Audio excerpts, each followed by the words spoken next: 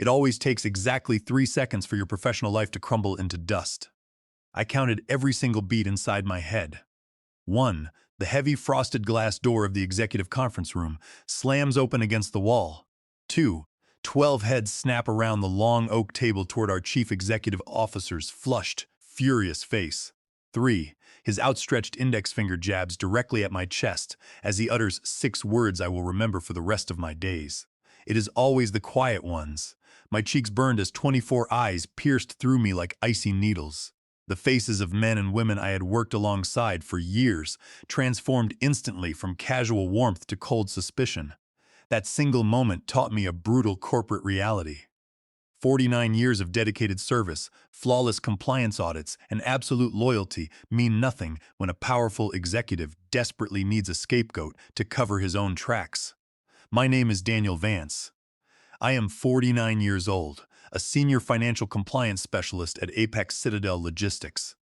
Before I detail the extraordinary events of that gray Thursday morning, I ask that you subscribe to the channel, like this video, and drop a comment below telling me where you are watching from.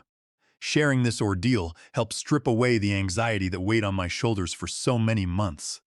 For 4 long years at Apex Citadel Logistics, I was the first person to unlock the division office in the morning and the last person to shut off the overhead lights at night.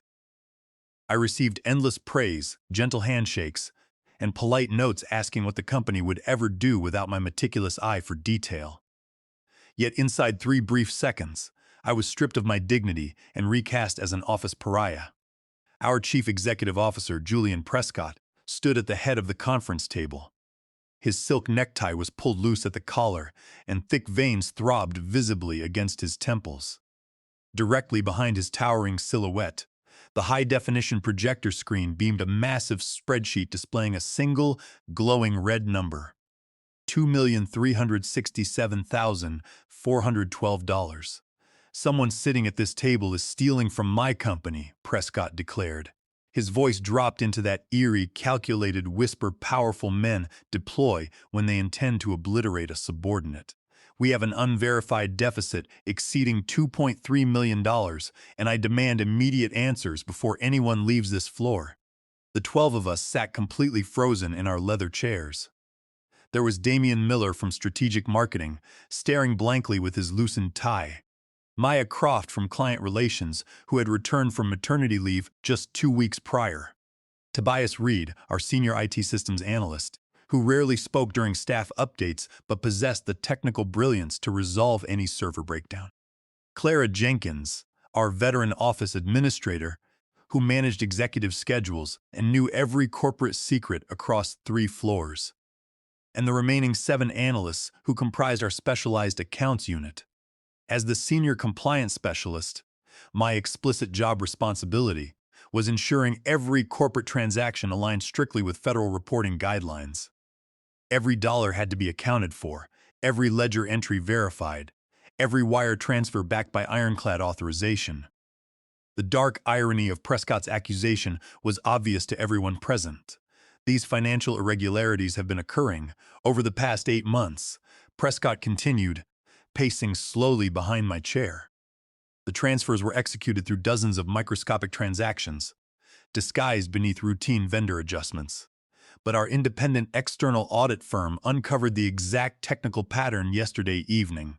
My stomach twisted into a tight knot. 8 months ago was the precise date Julian Prescott had personally transferred me into the specialized accounts unit, claiming he needed an auditor with my unyielding precision to oversee high-profile corporate clients. Now the full extent of his setup materialized before my eyes. Prescott slammed a thick manila folder onto the mahogany table directly in front of me. $2.3 million siphoned into offshore routing numbers, all approved right inside this room, his eyes locking onto mine with ruthless intensity. Approved by someone who believed they were far cleverer than the board of directors. A cold bead of sweat trickled down the side of my neck as Prescott stepped directly behind my seat, resting his hands heavily on the leather headrest. Daniel here is our resident numbers authority. Always soft-spoken, always documenting, always sitting in the shadow of the boardroom. He spat the word documenting like a bitter insult, It is always the quiet ones who convince themselves they will never be caught. My mouth felt dry as paper, but I forced my posture straight. I had spent 49 years living an honest life, double-checking every balance sheet, upholding every legal standard. Now I was being branded an embezzler in front of colleagues. I had spent years protecting from administrative errors. "Sir," I said softly, forcing my voice into a calm register despite the pounding in my chest. "There has been a fundamental misinterpretation of the audit records." Prescott offered a short, mocking laugh that echoed off the glass panels. "I do not make misinterpretations, Mr. Vance, but you certainly made a catastrophic error in judgment. I have already notified local authorities and federal prosecutors. A forensic team will be arriving within 40 minutes to take you into custody." The room seemed to tilt on its axis. Federal authorities, criminal charges, prison sentences. The silent panic in the room turned suffocating. "Check his local terminal entries," muttered Brandon Cole. Our team leader, who had long resented my direct reporting access to senior board members. "Already completed," Prescott replied with a smug smirk. We located dozens of unauthorized ledger overrides saved directly under Daniel's administrative clearance code. In that exact microsecond, my fear evaporated, replaced by an icy, crystal-clear focus. When a man reaches absolute rock bottom and realizes he has been targeted for destruction, the hesitation vanishes. My hands ceased trembling. I calmly reached into my inner jacket pocket and withdrew my secure encrypted smartphone. "Sir," I said, speaking with a quiet authority that cut through the room, "before you allow anyone else to make a life-altering mistake, you need to examine this file immediately." Julian Prescott sneered, crossing his arms over his chest with supreme confidence. "A written confession? How remarkably efficient of you, Daniel. Save yourself the humiliation and hand it over to the officers when they walk through that door." "Not a confession, Mr. Prescott," I responded, tapping the glass screen to unlock an encrypted directory containing 10 months of archived system activity. I extended the device across the polished wood table, displaying a crisp, high-definition video recording, accompanied by synchronized ledger logs lost. Prescott glanced down carelessly, expecting to see a panicked apology. But as the audio track began to play through the phone speaker, the color drained from his face with terrifying speed. His smug grin collapsed into absolute disbelief, followed immediately by visible terror. 10 months ago, long before Prescott transferred me to the Specialized Accounts Unit, I detected subtle structural anomalies within our secondary clearing accounts. They were small micro-adjustments, carefully structured under $50,000 to bypass automatic board notifications under Section 1343 of Title 18 of the United States Code, which governs federal wire fraud. When I raised these discrepancies with my previous department head, he dismissed them as routine timing differences.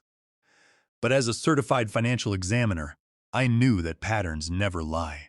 I began meticulously documenting every single anomaly, capturing time-stamped system screenshots, hashing file checksums, and archiving modified ledgers, both before and after unauthorized manual overrides occurred.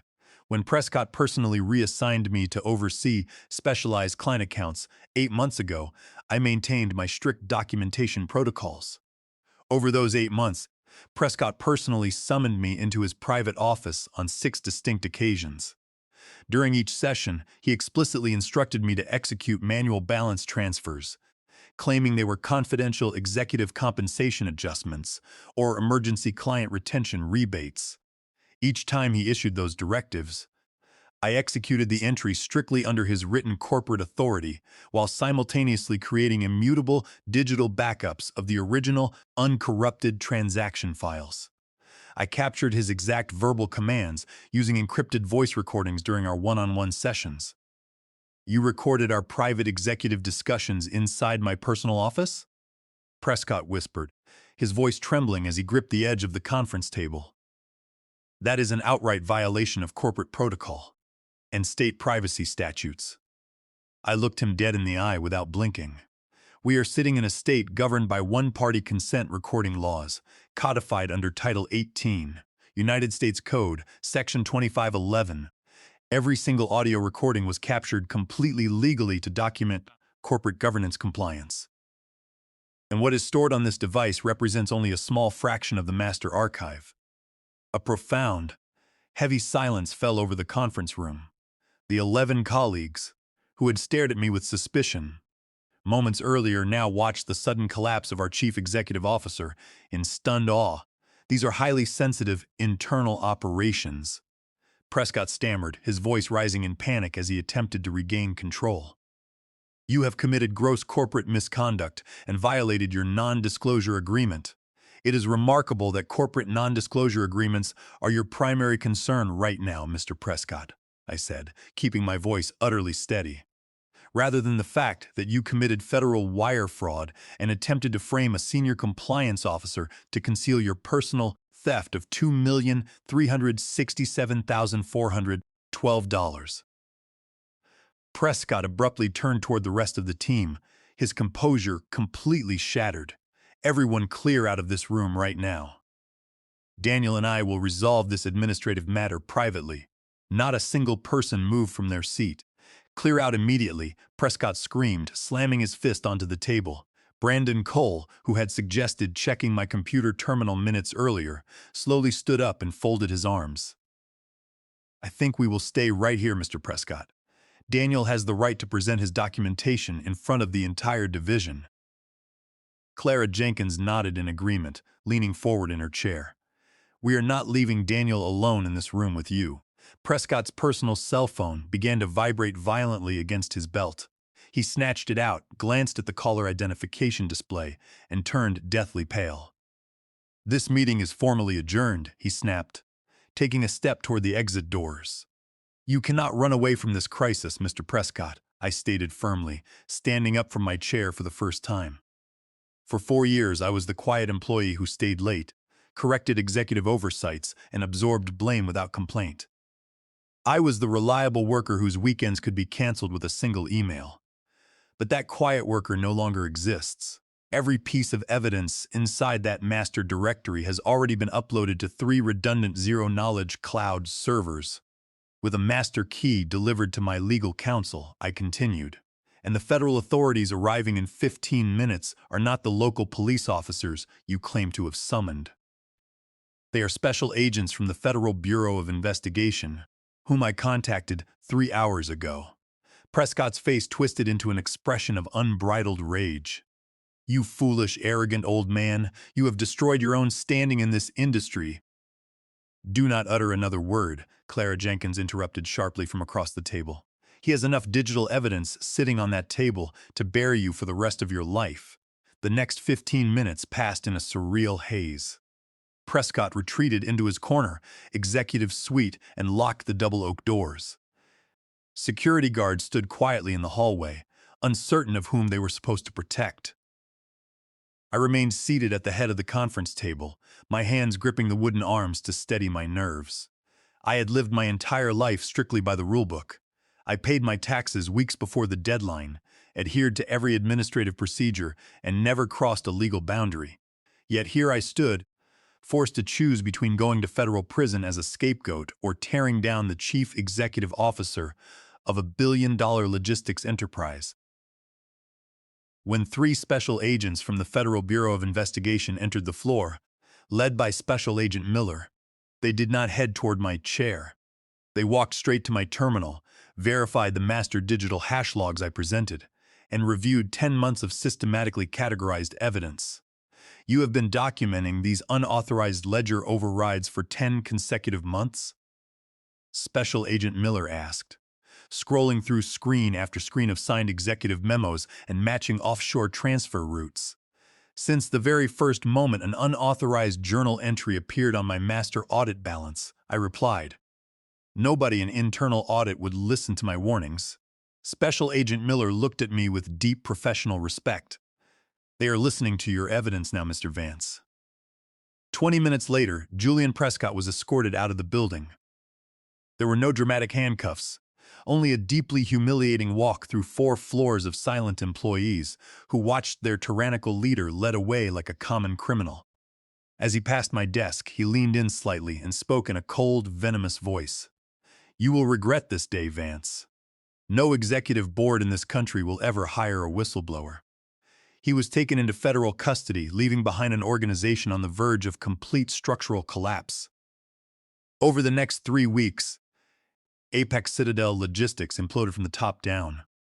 Independent forensic auditors flooded the headquarters, seizing servers, financial ledgers, and executive correspondence across every division. Emergency meetings of the board of directors were convened around the clock. 4 senior executive vice presidents resigned abruptly, citing unexpected personal reasons, while the Specialized Accounts Unit was placed on paid administrative leave while federal investigators sorted through the wreckage. I spent those 3 long weeks sitting alone in my quiet living room, staring out the window at the gray skyline. Julian Prescott's final threat echoed relentlessly inside my head. No executive board in this country will ever hire a whistleblower. I had successfully shielded myself from a devastating federal prosecution, but at what cost to my career? At 49 years old, with nearly 3 decades of specialized accounting experience, I found myself paralyzed by the prospect of applying for new positions. In corporate America, truth-tellers are often viewed with greater fear than the criminals they expose. On a rainy Tuesday afternoon, my phone rang. The caller identification displayed Maya Croft's name. "Daniel, have you been tracking the corporate news updates?" she asked without greeting me. "I have avoided the news entirely, Maya," I admitted softly. "What has happened now?" "The board of directors terminated 4 more vice presidents this morning," she revealed. They publicly claimed complete ignorance regarding Prescott's offshore accounts, but federal subpoenas uncovered over 600 internal emails proving they actively assisted in disguising the transactions. I closed my eyes, taking a deep breath. So Prescott was not acting alone. "Not by a long shot," Maya answered. "But there is another development you need to know. The board of directors is forming an interim governance committee to rebuild the entire compliance infrastructure. They are searching for leaders who possess absolute integrity." I let out a bitter, hollow chuckle. "They will surely hire an external consulting firm to manage the crisis."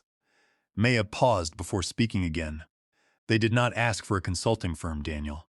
Board Chairwoman Evelyn Fairchild specifically requested a private meeting with you tomorrow morning at 10 o'clock. After hanging up the telephone, I sat motionless in my armchair for nearly an hour. This was not the clean victory or dramatic triumph I had envisioned. It was complicated, exhausting, and fraught with professional peril. Yet as I prepared my suit for the morning, I realized that real justice rarely arrives like a thunderbolt. It requires the patient, painstaking work of rebuilding from the ashes of corruption. The following morning at 9:45, I walked through the glass lobby of Apex Citadel Logistics headquarters. The security officers at the turnstiles, who had once barely acknowledged my presence, stood at attention and nodded with visible deference. Employees whispered in hushed tones as I passed, pointing out the compliance specialist who had brought down a corrupt chief executive officer. When I entered the main executive boardroom on the top floor, the atmosphere was vastly different from the morning of Prescott's ambush. Sunlight poured through floor-to-ceiling panoramic windows, illuminating the long marble conference table. Seated around the table were 7 members of the board of directors, led by board chairwoman Evelyn Fairchild and chief legal counsel Oliver Thorns. Chairwoman Fairchild began, standing up to shake my hand with firm professionalism. "On behalf of the entire board of directors, I want to express our profound gratitude for your moral courage. Your meticulous record-keeping saved this enterprise from catastrophic financial collapse and regulatory decimation." Her words sounded carefully measured, undoubtedly polished by the corporate public relations firm managing the crisis. I took my seat directly across from her, maintained eye contact, and remained completely silent. I had learned through decades of corporate observation that unyielding silence forces powerful executives to reveal their true intentions. Our internal forensic audit, assisted by external counsel, has confirmed that the financial fraud extends back 18 months. Legal counsel Oliver Thorne stated, opening a thick binder. The total misappropriation exceeds $9.4 million across multiple international subsidiaries. Prescott and his co-conspirators utilized fraudulent vendor invoicing to siphon funds continuously. $9.4 million, I repeated quietly, and Prescott attempted to frame my 12-person team for a fraction of his total theft. That is precisely why we requested this meeting. Chairwoman Fairchild interjected smoothly. The board of directors is initiating a complete organizational overhaul. We are dissolving the old oversight structures and establishing an independent division of financial compliance. We want you to accept the position of Chief Compliance Director. She slid a formal executive contract across the marble tabletop. The offered role included direct reporting authority to the board of directors, a complete salary increase exceeding 100%, and full administrative power to structure the new division. It was a staggering career advancements, a top-tier executive position that typically required 15 years of C-suite experience, and an Ivy League master's degree, a role that no corporate board would have ever offered a quiet compliance auditor 45 days earlier. Why are you offering this executive mandate to me? I asked plainly, refusing to pick up the pen. Chairwoman Fairchild's polished smile faltered slightly.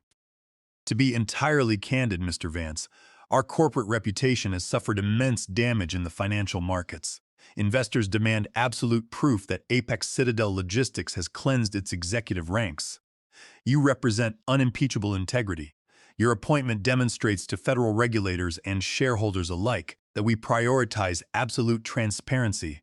In short, they needed my pristine public reputation as a human shield to restore market confidence. They wanted to transform the whistleblower into a corporate mascot to demonstrate that the company had reformed. And what occurs if I decline your executive offer? I inquired. Counsel Thorne adjusted his spectacles. If you prefer to depart, we will execute a highly lucrative severance package, provide stellar professional references, and finalize a comprehensive non-disclosure agreement. They were prepared to pay me millions to walk away quietly if I refused to serve as their ethical shield. A month earlier, the old Daniel Vance might have accepted whatever terms were offered, eager to avoid further conflict. But the man who had faced down Julian Prescott's false accusations no longer existed. I have no interest in your standard severance agreement, I declared, resting my hands flat on the mahogany table. I will consider accepting the position of Chief Compliance Director, but only under 4 non-negotiable structural conditions.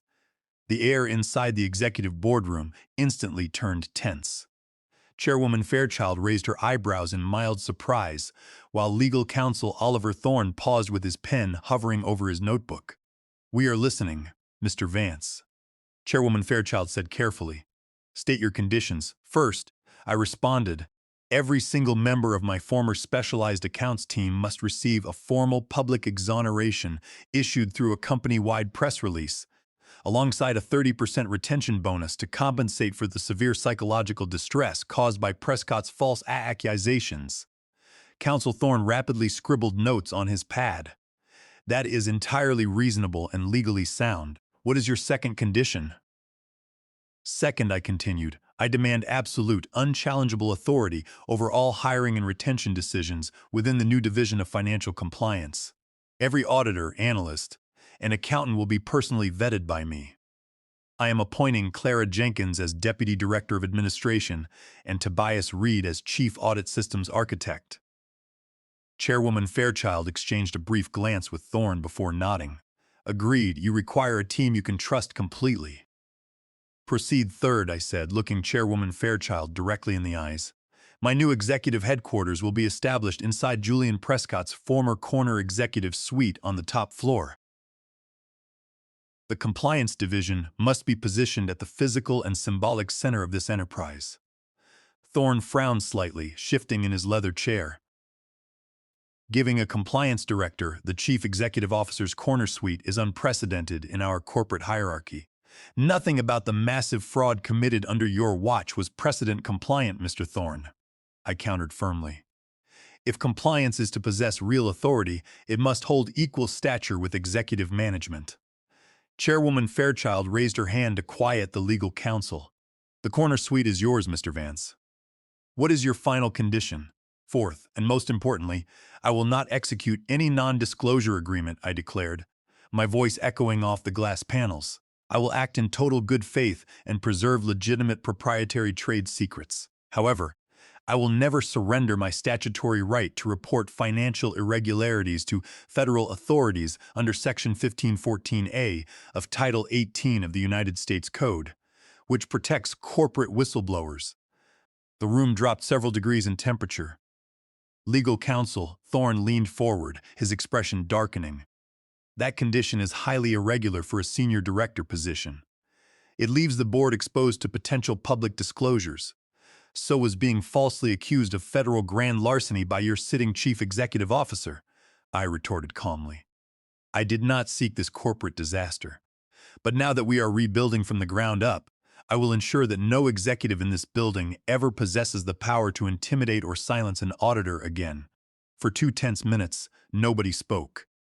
Chairwoman Fairchild studied my face, assessing the unwavering determination behind my posture. Finally, she picked up her executive pen, signed the modified contract addendum, and slid the documents across the table. "Welcome to executive leadership, Director Vance," she said quietly. The following Monday, I officially moved into the corner executive suite that had once belonged to Julian Prescott.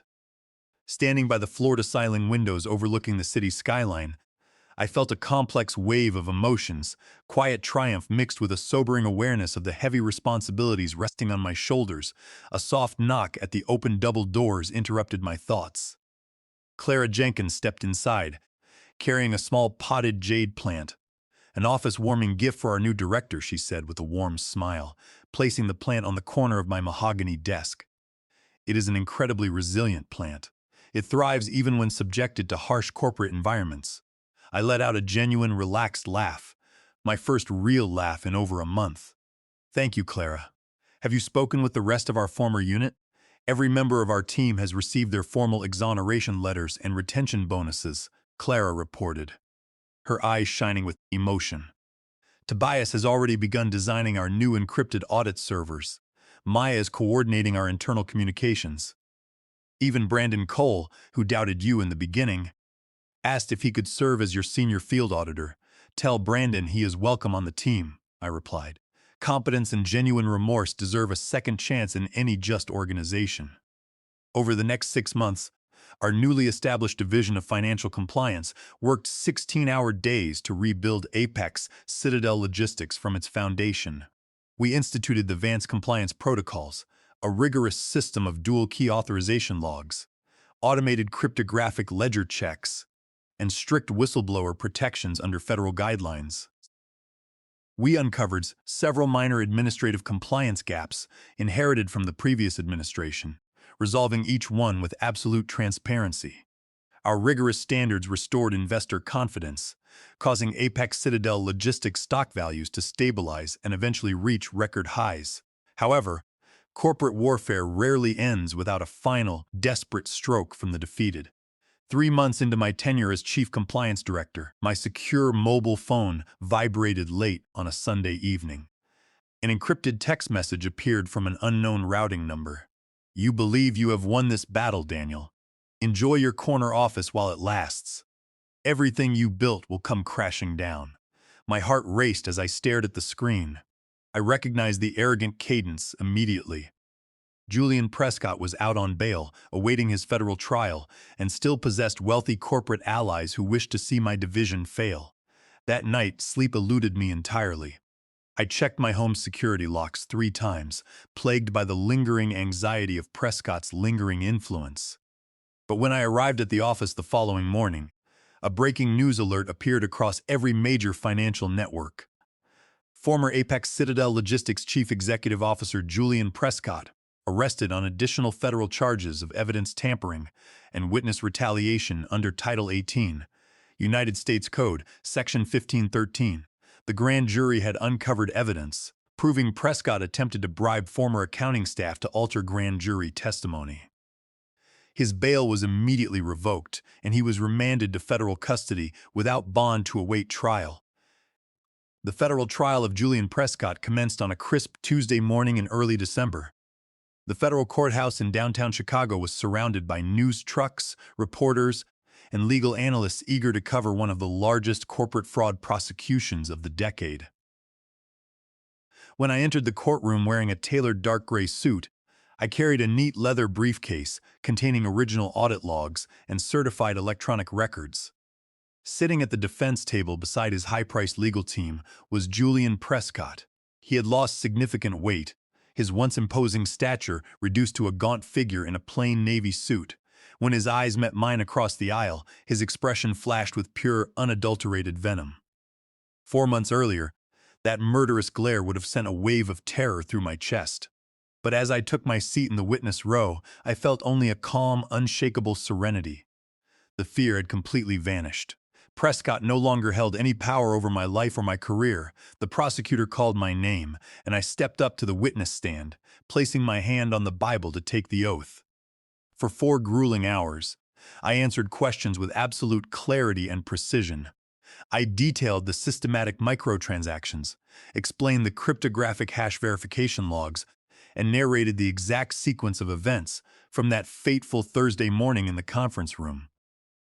Prescott's lead defense attorney attempted an aggressive cross-examination, seeking to portray me as an opportunistic employee who fabricated allegations against his superior to secure a lucrative executive promotion. Is it not remarkably convenient, Mr. Vance, that you transitioned from an obscure auditor to a chief compliance director with a doubled salary immediately following Mr. Prescott's departure? The attorney asked, sneeringly. There was nothing convenient about having 24 colleagues stare at me, as if I were a common thief, I responded, my voice ringing clearly across the quiet courtroom. There was nothing convenient about spending weeks terrified that I would be sent to federal prison for crimes committed by the man sitting at your table. I did not seek promotion. I sought truth and legal protection under the law. When the cross-examination concluded, I stepped down from the stand without glancing back at the defense table. 3 weeks later, the jury returned a unanimous guilty verdict on all 12 counts of federal wire fraud, mail fraud under Section 1341 of Title 18 of the United States Code, and witness retaliation. The federal judge sentenced Julian Prescott to 8 years in a federal penitentiary, alongside a mandatory restitution order of $9.4 million. Justice had been fully served, not through illegal retaliation or emotional outbursts, but through the precise, unyielding application of federal law and meticulous evidence. 2 years. After that unforgettable morning, when Prescott pointed his finger at me in the conference room, the board of directors convened another extraordinary meeting. This time, there were no crisis PR managers or anxious legal advisors. Chairwoman Evelyn Fairchild formally announced my promotion to Chief Financial Officer of Apex Citadel Logistics. On the day the executive appointment was published in the National Financial Journal, a thick paper envelope arrived at my desk. It contained no return address. Inside was a neatly trimmed news clipping of my promotion announcement, accompanied by a single line written in dark blue ink. Congratulations, Daniel. You won. I did not attempt to trace the sender. Certain victories require no further acknowledgement. The ultimate vindication was not defeating Julian Prescott. It was proving that integrity, patience, and attention to detail can triumph over corrupt executive power. People often ask me if my story is exceptional. Corporate misconduct occurs across thousands of companies every single day. Vulnerable employees are routinely scapegoated by powerful executives who believe their wealth and titles make them untouchable. What made my journey unique was the conscious decision to stop being victimized by fear. I learned that being a quiet worker does not mean being defenseless. It means possessing the discipline to observe, the patience to document, and the courage to act when everything is on the line. So, if you are sitting at your desk right now, feeling invisible, overlooked, or threatened by a powerful superior who believes you are weak simply because you are quiet, remember this lesson. Your attention to detail is your greatest weapon. Your careful record-keeping is not paranoia.